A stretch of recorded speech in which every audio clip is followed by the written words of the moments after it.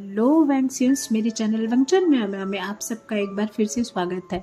तो दोस्तों, सबसे पहले तो इस खराब आवाज़ के लिए हम सॉरी। मुझे बहुत बुरा वाला कोल्ड हो रखा है और आपके इतने सारे प्यार और सपोर्ट के लिए थैंक यू सो मच। और प्लीज़ अगर आप मेरे चैनल पर नए हैं तो पहले के FF एक बार ज़रूर चेक कर लीजिएगा।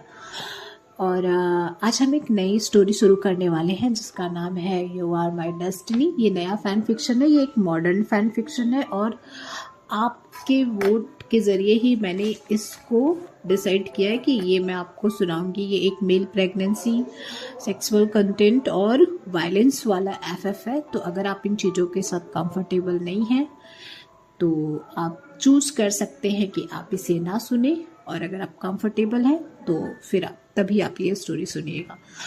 तो चलिए मैं ये स्टोरी स्टार्ट करती हूँ। अब तक के वीडियो में आप कुछ कैरेक्टर से इंट्रोड्यूस हो गए होंगे वीडियो के थ्रू, और जिनसे आप नहीं हुए हैं वो स्टोरी के साथ धीरे धीरे उन कैरेक्टर्स को भी मैं जब उनका टाइम आएगा तो मैं उनको इंट्रोड्यूस करती रहूँगी। तो स्टोरी स्टार्ट करते हैं।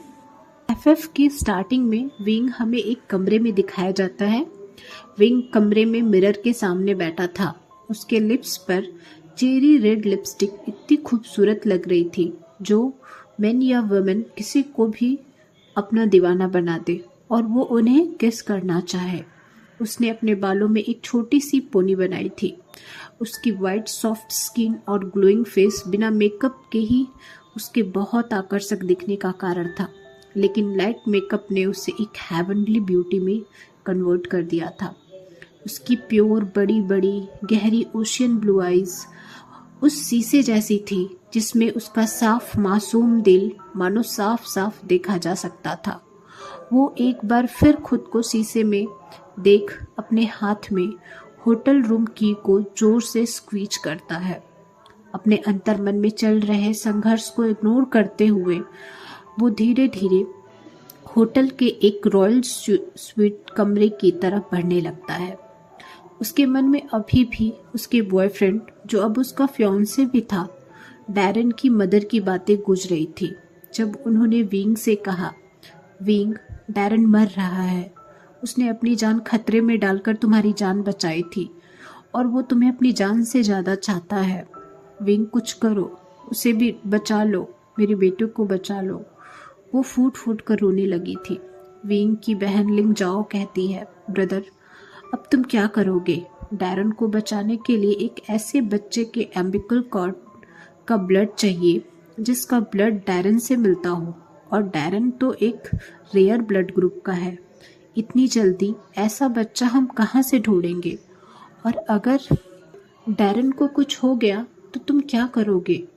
विंग लिंग जाओ की तरफ देखता है। हाँ, वो क्या करेगा? एक डैरन ही तो था जिसने उसे प्यार किया, उसका ख्याल रखा, उसकी जान बचाई। आज वो उसे कैसे मरने दे सकता था? ये सब कुछ सोचते हुए विंग अब उस रॉयल सूट के दरवाजे पर खड़ा था जिसके अंदर वांगजी था, जिसका ब्लड सेम रेयर ब्लड था जो कि डैरन का था। वो एक हाईली रिस्पेक्टेबल फैमिली और रिच फैमिली से था। वो वैंग ग्रुप का लीडर था जो बीजिंग की इकोनॉमी की लाइफ लाइन मानी जाती थी। वांगजी बहुत कोल्ड और हार्श पर्सनालिटी का था। सिटी में र्यूमर्स थे कि वैंग ग्रुप को अपने कंट्रोल में करने के लिए उसने अपने भाई बहनों को वैंग ग्रुप से निकाल दिया था। अगर कोई उसे प्रोवोक करे तो वो उसकी जिंदगी इसी प्लेनेट पर नर्क से बदतर बना देता था। एक ऐसे व्यक्ति से ये उम्मीद करना कि वो बिना किसी फायदे के अपना एम्बिकल कॉर्ड ब्लड डैरन को बचाने के लिए देगा, बेकार था। विंग अब दरवाजा खोलता है और वो इतने धीरे से अंदर जाता है मानो उसने अपनी सांसें भी रोक रखी हो। उसे मास्टर बेडरूम में कुछ गिरने की आवाज़ सुनाई देती है। वो बेडरूम का दरवाजा खोलता है। कमरे में केवल डीम लाइट बल्ब ऑन था। बेड का साइड लैंप जमीन पर गिरा था। विंग एक डीप आवाज़ सुनता है। कौन है वहाँ? वो सामने देखता है तो वो वांगजी को देखता है। विंग वांगजी के सामने जाके खड़ा होता है।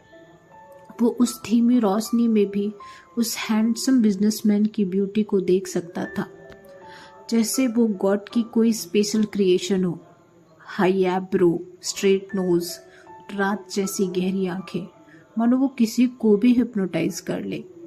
उसकी सिकुड़ी हुई आईब्रो, जैसे कि वो विंग को साफ साफ देखने की कोशिश कर रहा था, उसे और अट्रैक्टिव बना रही थी।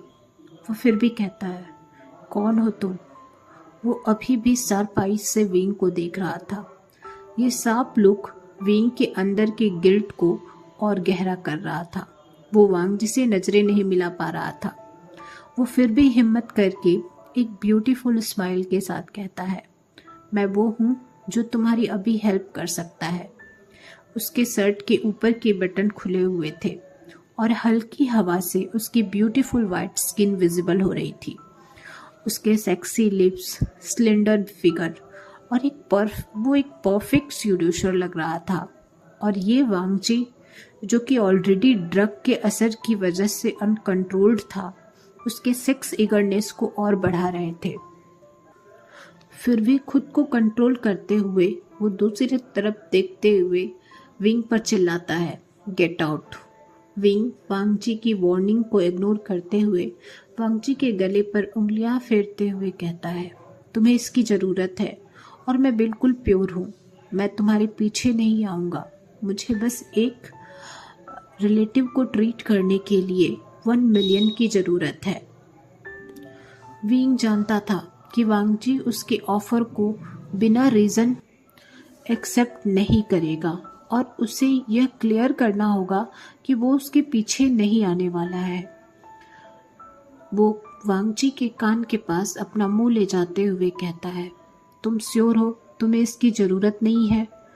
वो उसके ईयर में हल्की एयर ब्लो करता है। उसके होंठ उसके कानों को स्लाइटली टच करते हैं। अब वांगजी और रेसिस्ट नहीं कर पाता।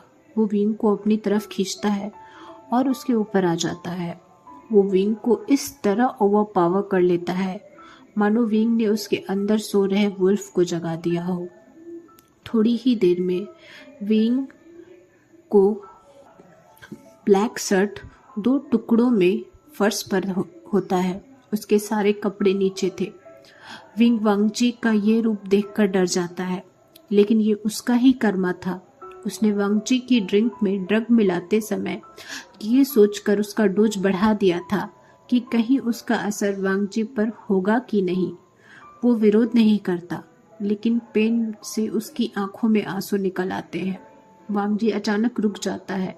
वो विंग की तरफ चिंता भरी नज़रों से देखता है। विंग फिर से उसे अपनी तरफ खींच लेता है। ड्रग की ओवरडोज की वजह से दोनों पूरी रात नहीं सोते। वांगजी विंग की तरफ मेडिसिन फेंकते हुए कहता है, इसे खा लो, मुझे कोई परेशानी नहीं चाहिए और अपने पैसे लो, यहाँ से निकल जाओ और मुझे दोबारा अपनी शक्ल मत दिखाना। मुझे दोबारा तुम्हारी शक्ल न देखनी पड़े, नहीं तो तुम जानते हो मैं क्या कर सकता हूँ। कमरे में रोशनी अभी भी कम थी और वांगजी अभी पूरी तरह से अपने सेंस में नहीं था। विंग दवा अपने मुंह में लेकर नए कपड़े पहनकर वहां से निकल जाता है। नीचे टैक्सी में आकर वो दवा फेंक देता है।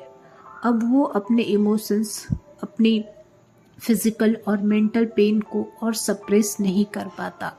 वो रोने लगता है।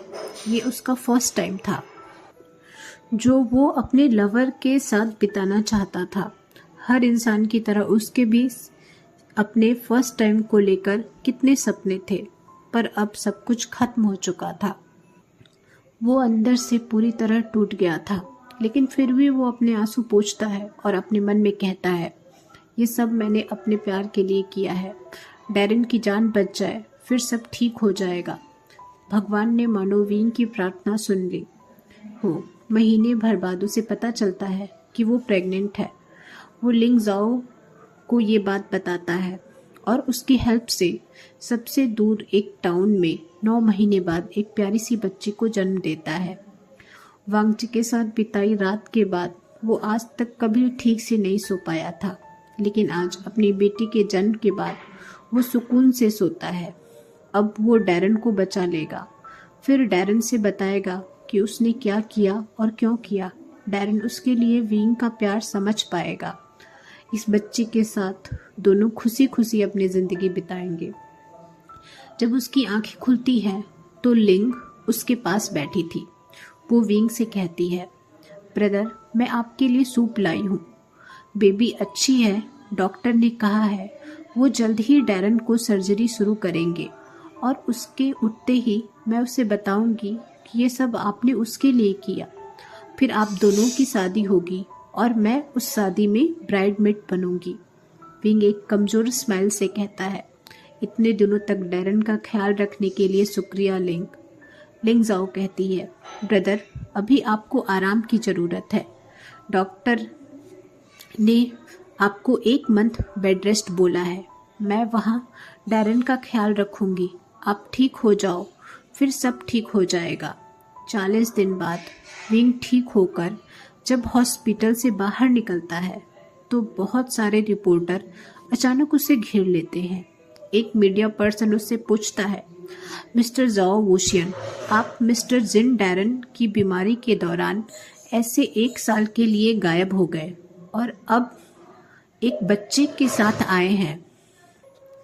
क्या यह मिस्टर जिन के लिए आपका गिफ्ट है? वह विंग को टॉन्ट कर रहा था।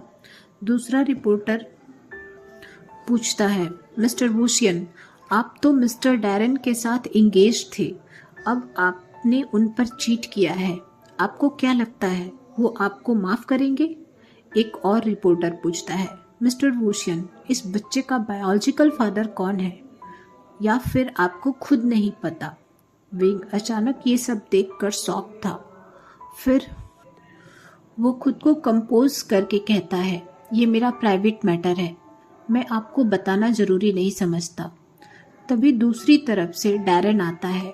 सभी रिपोर्टर अब उसे घेर लेते हैं और उससे पूछते हैं, क्या आपकी और मिस्टर वूशियन की एंगेजमेंट अभी भी वैलिड है?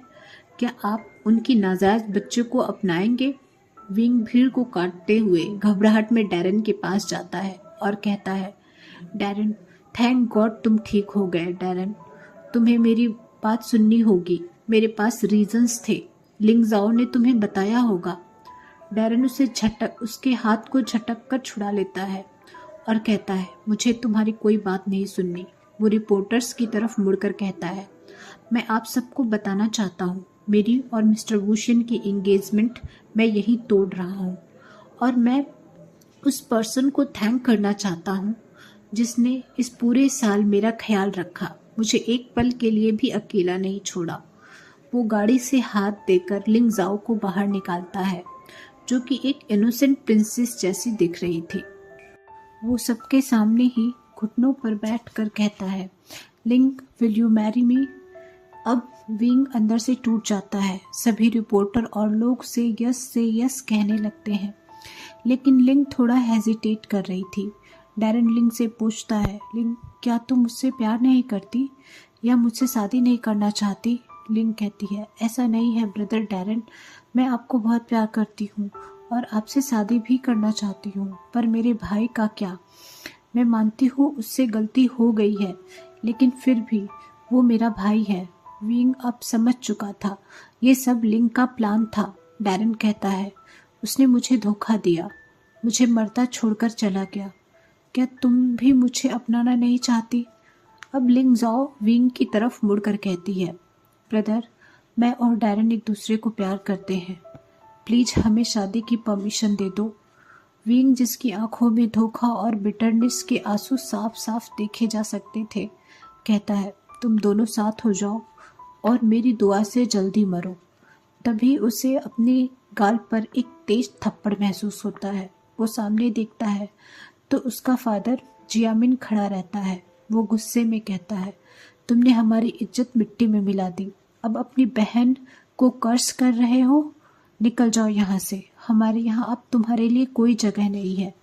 लिंग जाओ फिर से इनोसेंट फेस बनाकर कहती है, नहीं फादर, आप ब्रदर को मत निकालो, वो कहाँ जाएंगे? तभी डैरन के फादर सेंडहाई कहते हैं, उसके लिए हमारे घर में कोई जगह नहीं, तुम हमारे बेटे के लायक हो, ये स्लट नहीं। वहाँ खड़े सभी लोग विंग को कुछ न कुछ कह रहे थे। बस एक डैरन की मदर कार्मेन ही थी जो चुप थी। विंग का अब यहाँ कुछ नहीं बचा था। उसके खुद के पेरेंट्स ने उसे छोड़ दिया था। डैरन ने उसके सामने जब लिंग को किस किया, उसी वक्त उसका डैरन का प्यार उसकी नज़रों में खत्म हो गया था। वो ह्यूमिलिएटेड था, ब्रोकन था, लेकिन उसने अपने आप को प्रॉमिस किया वो एक दिन इस ह्यूमिलिएशन का बदला लेगा। इधर बीजिंग में वांग जी अपने पैलेस जैसे घर के बेडरूम से अपने कपड़े बदलकर वापस बाहर आता है, जहां उसका असिस्टेंट फैंसिंग उसके ऑर्डर का रेस्पेक्टफुल्ली इंतजार कर रहा था। उसका सर नीचे था। वांग जी डाइनिंग टेबल पर बैठकर ग्रेसफुली फूड एंजॉय कर रहा था, लेकिन अभी भी उसके चेहरे पर कोई एक्सप्रेशन नहीं था। उसके चारों तरफ मानो हवा भी शांत हो। वो अपने मिल्क मग के हैंडल पर उंगलियां फिराते हुए कहता है, फैंसिंग 1 महीने हो गए और तुम एक लड़के का पता नहीं लगा पाए अभी तक। क्या तुम कैपेबल नहीं हो? फैंसिंग वांग जी की बात सुनकर एकदम शांत हो जाता है। उसकी चार्मिंग आवाज़ भी उसको चिलिंग फील हो रही थी। ओके, तो दोस्तों आज का पार्ट मैं यही ख़त्म करती हूँ। नेक्स्ट पार्ट मैं जल्दी ही अपलोड करूँगी। तो अगर आपको ये FF पसंद आ रहा है तो please like this video, give your suggestions and take care of your self.